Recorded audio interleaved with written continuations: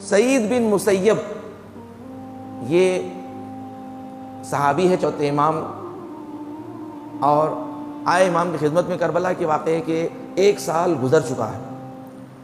سعید آئے، آ کر امام سے کہنے لگے مولا کربلا کا واقعے کے بعد ہم حج پر نہیں گئے، تو 1 سال گزر گیا ہے، مولا اگر آپ اجازت دیں تو میں حج کے لیے جاؤں۔ تو امام نے فرمایا بالکل اجازت ہے۔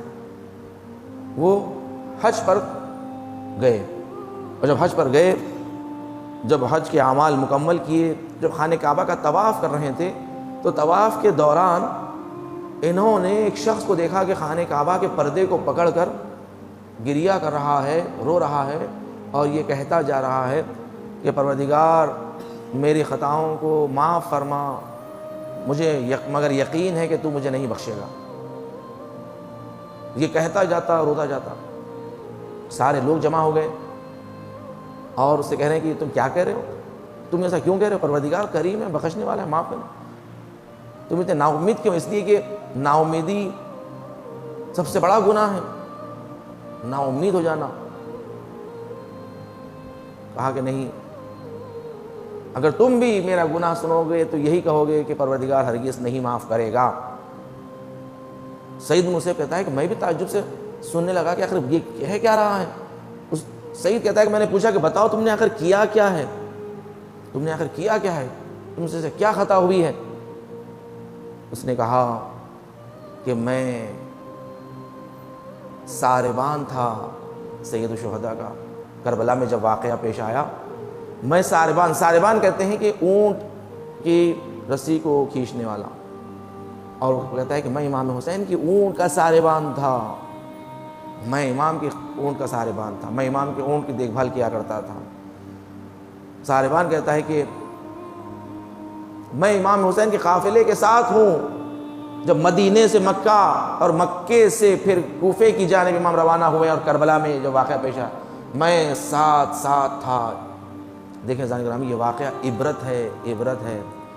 امام حسین کے ساتھ ہونا انسان کو نجات نہیں دیتا، نجات امام حسین پر قربان ہونے میں ہے، امام حسین کی اطاعت کرنے میں ہے، اہل بیت کی اطاعت کرنے میں ہے۔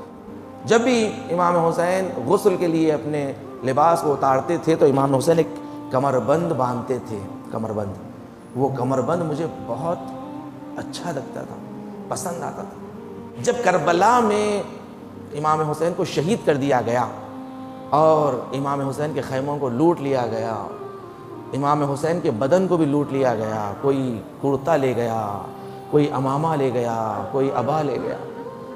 میں جب آیا اور آ کر دیکھا کہ امام حسین کے بدن پہ کیا کچھ باقی رہ گیا ہے تاکہ میں بھی کچھ لے جاؤں، اللہ اکبر، زہرا کا لال کتنا غریب تھا۔ وہ ساربان کہتا ہے کہ میں ڈھونڈتا ہوا آیا کہ شاید مجھے وہ کمربند مل جائے، کمربند مل جائے۔ میں نے دیکھا کہ امام حسین کا کمربند ابھی امام حسین کے بدن پر موجود ہے۔ میں نے فوری کمربند کھولنا شروع کیا، کمربند کی گھیٹیاں کھولنا شروع کیا۔ تو جیسے میں کھولنے لگا، ایک مرتبہ امام حسین کا جنازہ ہلنے لگا اور آپ کا دائنا ہاتھ آ کر کمربند پر پکڑ لیا۔ میں نے بڑا چھڑانے کی کوشش کی، ہاتھ کو نکالنے کی کوشش کی، ہاتھ ہٹ رہا نہیں تھا۔ تو میں نے اطراف میں دیکھا کہ کوئی چیز نظر آ جائے، تو میں نے دیکھا ایک خنجر پڑا ہوا تھا، ٹوٹا ہوا خنجر تھا۔ وہ خنجر کو میں نے اٹھایا اور اٹھا کر امام حسین کے ہاتھ کو کاٹنے لگا، اور یہ ہاتھ کو میں نے کاٹا، اتنا کاٹا یہ ہاتھ کٹ گیا، دائنا ہاتھ کٹ گیا۔ ایک مرتبہ پھر سے میں کمربند کھولنے لگا تو بایاں ہاتھ امام حسین کا کمربند پر ایسا آیا اور پٹکے کو امام حسین نے پکڑ لیا۔ دوبارہ سے میں نے وہ خنجر اٹھایا، اب جو میں چلانے لگا، ایک مرتبہ میں نے دیکھا کہ کربلا کی زمین لرزنے لگی، دیکھا کہ آسمان سے کچھ عماریاں اتر رہی ہے، عماریاں اتری۔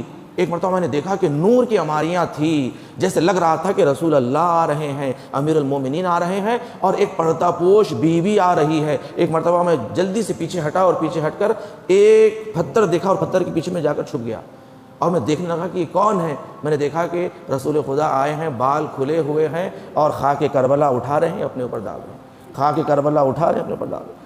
امیر المومنین کو میں نے دیکھا کہ ایک مرتبہ خاک کربلا اٹھا رہے ہیں، واہ حسینہ واہ حسینہ، اور ایک غریب ماں قریب آئی، اپنے آپ کو بیٹے کی لاش پر گرا دیا، اس کے بعد کہنے لگی ہائے میرے حسین، ہائے میرے لال، کس نے تیرے سر کو کاٹا ہے؟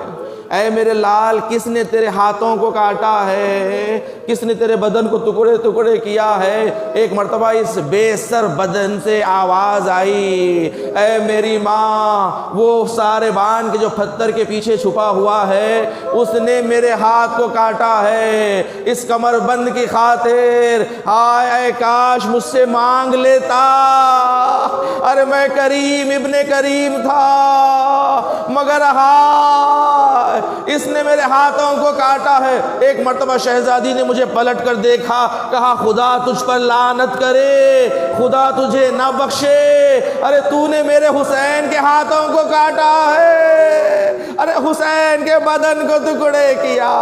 سعید بن مسیب کہتے ہیں سارے لوگ جو سن رہے تھے گریا کرنے لگے، رونے لگے، کہنے لگے ارے خدا تجھ پر لعنت کرے، ارے تو نے حسین کے ہاتھوں کو کاٹا، ارے خدا تجھ پر لعنت کرے، ارے حسین مظلوم، زہرا کا لال حسین۔